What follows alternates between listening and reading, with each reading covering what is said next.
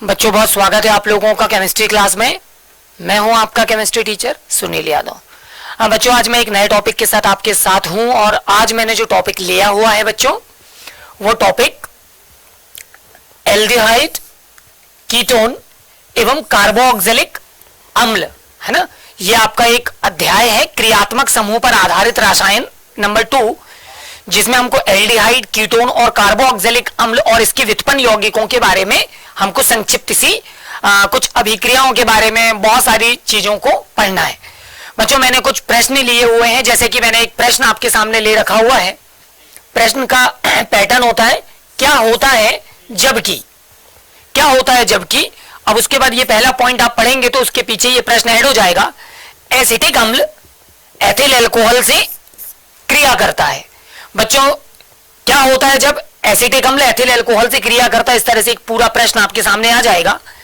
इस प्रश्न के लिए हमको केवल रासायनिक समीकरण को फिलहाल में समझाना है। समझाने का जो तरीका होगा बच्चों, उन्हीं चीजों को आप शब्दों में लिख भी सकते हैं, तो वो एटलीस्ट उसका स्टेटमेंट भी आपके सामने आ जाएगा। बच्चों मैंने जो अगला प्रश्न आपके सामने ले रखा वो है एसिटिल क्लोराइड का पैलेडियम युक्त बेरियम सल्फेट द्वारा जाइलिन की उपस्थिति में अपचयन। ठीक है। अगला पॉइंट मैंने लिया बच्चों अमोनिया की फॉर्मेल्डिहाइड से क्रिया होने पर, है ना, क्या होता है जब। नेक्स्ट अगला जो मैंने प्रश्न लिया हुआ वो है एसीटोन की ग्रिग्नार्ड अभिकर्मक से क्रिया होने पर। बच्चों उसके बाद जो अगला प्रश्न है वो है एसिटिक अम्ल की PCl5 से क्रिया होने पर। इसके बाद है बच्चों कैल्शियम फॉर्मेट एवं कैल्शियम एसीटेट को गर्म करने पर, यानी क्या होता है जब आप कैल्शियम फॉर्मेट और कैल्शियम एसीटेट को एक साथ गर्म करेंगे। बच्चों इसके बाद एक अंतिम पॉइंट भी मैंने आपके सामने ले रखा है कि एसिटिक अम्ल की P2O5 की उपस्थिति में निर्जलीकरण की अभिक्रिया जब होगी। तो बच्चों ये कुछ महत्वपूर्ण प्रश्न मैंने लिए हुए हैं जिनका केवल हमको रासायनिक समीकरण देखना है और आपको इन प्रश्नों को समझना है। तो बच्चों मैंने सबसे पहला प्रश्न आपके सामने ले रखा हुआ है। मैंने यहां पर बच्चों एसिटिक अम्ल ले रखा हुआ है। ये जो कंपाउंड आप देख पा रहे हो ये कंपाउंड है एसिटिक अम्ल, ये एसिटिक अम्ल है। बच्चों एसिटिक अम्ल को हम एथिल अल्कोहल के साथ अभिकृत कर रहे हैं, ये एथिल अल्कोहल है। ठीक, एथिल अल्कोहल के साथ हम इसको अभिकृत करेंगे तो बच्चों क्या होगा, यहां से ये OH वाला जो भाग है वो अल्कोहल के H वाले पार्ट से अभिकृत हो जाएगा और ये सबसे पहले जल का निर्माण कर देगा। ठीक है बच्चों, शेष CH3CO वाला जो पार्ट होगा ये जाकर OC2H5 वाले पार्ट से जुड़ जाएगा, संयोजित हो जाएगा और इस तरह से कंपाउंड मिलेगा। इस कंपाउंड में इतने भाग को हम बोलेंगे एसीटेट और ये जो पार्ट है इसको हम बोलते हैं एथिल। तो हम पहले इसका नाम ले लेते हैं एथिल एसीटेट। इस तरह से बच्चों ये जो कंपाउंड बन जाएगा ये बन जाएगा एथिल एसीटेट। सिंपल सी बात होगी कि अब आपका स्टेटमेंट क्या निकल कर आया। प्रश्न था बच्चों हमारा क्या होता है जब एसिटिक अम्ल एथिल अल्कोहल से क्रिया करता है या अभिकृत होता है। तो बच्चों एसिटिक अम्ल जब एथिल अल्कोहल से अभिकृत होता है या क्रिया करता है तो वो क्या बनाता है बच्चों, वो जलयुक्त माध्यम में एथिल एसीटेट यानी कि एस्टर बनाता है, वो एस्टर में बदल जाता है। ठीक है बच्चों, ये जो एस्टर है ना ये इसमें कई तरह के फलों को पकाने का एक गुण होता है। अगर इसको पानी की अधिक मात्रा में इस्तेमाल करके और जो कच्चे फल होते हैं उन पर अगर इनका छिड़काव किया जाए तो जो कच्चे फल है वो बहुत तीव्रता के साथ पक जाते हैं, खाने योग्य हो जाते हैं। ठीक है, और इसमें इसका जो एक उपयोग भी है एस्टर का, आर्टिफिशियली सुगंध को या आर्टिफिशियली जो आप कहते हैं कि खाने योग्य जो पदार्थ होते हैं वो बनाने के लिए या उनको स्मेल या सुगंध देने के लिए भी प्रयोग में लाया जाता है।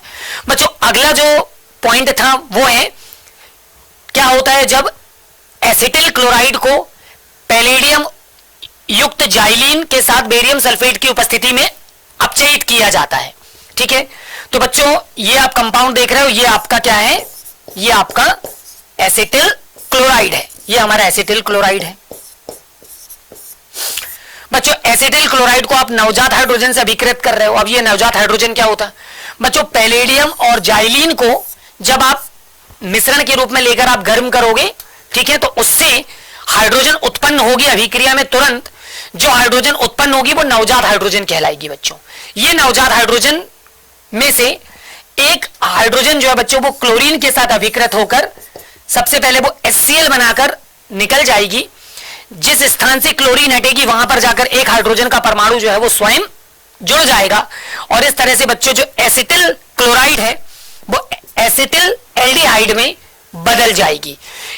क्लियर हो गई मेरी बात बच्चों? ये जो अभिक्रिया है, अगर आपने ध्यान दिया होगा तो ये अभिक्रिया एक नाम अभिक्रिया भी है जिसको हमने रोजन-मुंड अपचयन अभिक्रिया में भी पढ़ा था। ठीक है, ये रोजन-मुंड अपचयन अभिक्रिया के नाम से भी जानी जाती है बच्चों। तो रोजन-मुंड अपचयन अभिक्रिया में यहां पर पैलेडियम प्लस जाइलिन एक उत्प्रेरक है, जबकि जो बेरियम सल्फेट है बच्चों ये उत्प्रेरक विष है। और मैंने रोजन-मुंड अपचयन अभिक्रिया में इसको काफी डिटेल में आपको बता रखा था, है ना।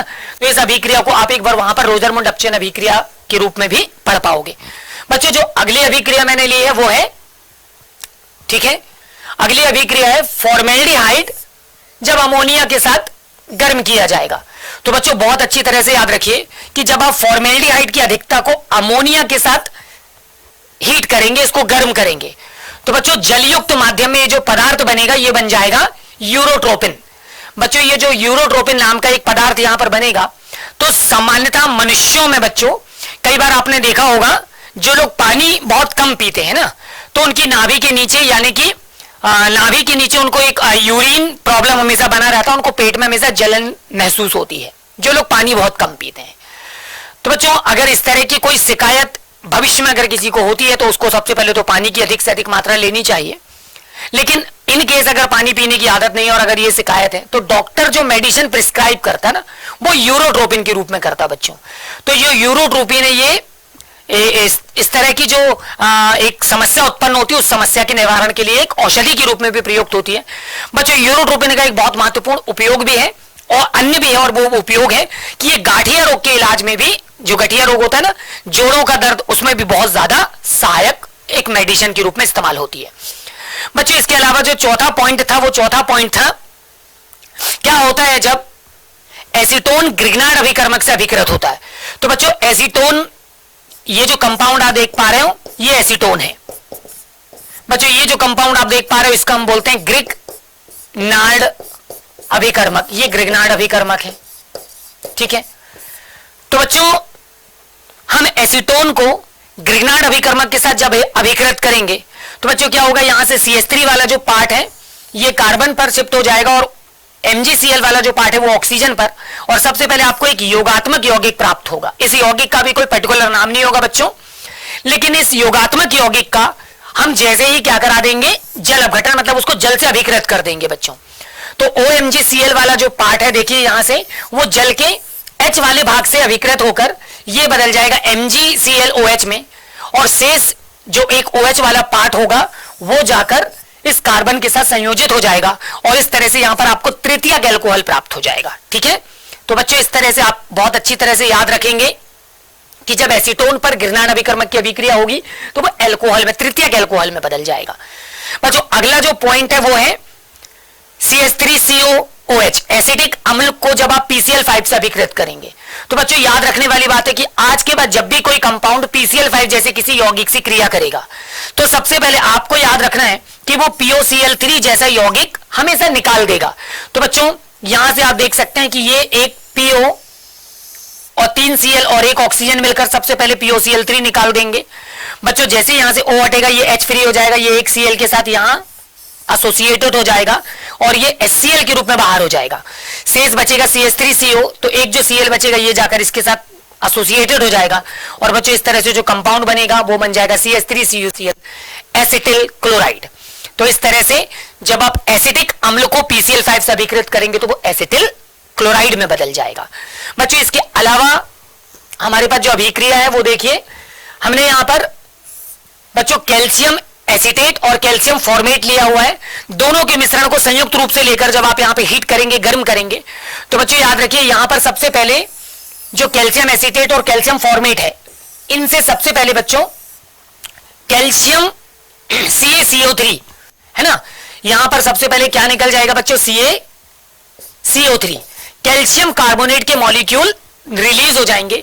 शेष ये जो पदार्थ है ये रीअरेंज होंगे बच्चों, और इनके रीअरेंज होने से यहां पर आपको जो कंपाउंड मिलेगा वो क्या मिलेगा, एसिटिल एल्डिहाइड मिलेगा, ठीक है बच्चों। तो इस तरह से बहुत अच्छी तरह से याद रखिए, जब आप दोनों के मिश्रण को लेकर जब आप उनको हीट करेंगे, ये वशी अम्ल के मतलब वशी अम्ल कहलाते हैं और वशी अम्ल की ये लवण है, इनका हम शुष्क आसवन करा सकते हैं, ठीक है। और इनके मिश्रण को लेकर भी इनका आसवन करा सकते हैं। तो आसवन की विधि द्वारा ये कैल्शियम कार्बोनेट को त्याग कर ये एल्डिहाइड में बदल जाते हैं। बच्चों इसके अलावा मैंने अगला जो पॉइंट लिया था वो था कि एसिटिक अम्ल को जब आप PTO5 के साथ निर्जलीकरण की अभिक्रिया करते हैं, तो बच्चों जब आप एसिटिक अम्ल को लेकर आप PTO5 की उपस्थिति में उसको गर्म करते हैं ना, तो निर्जलीकरण की क्रिया होगी।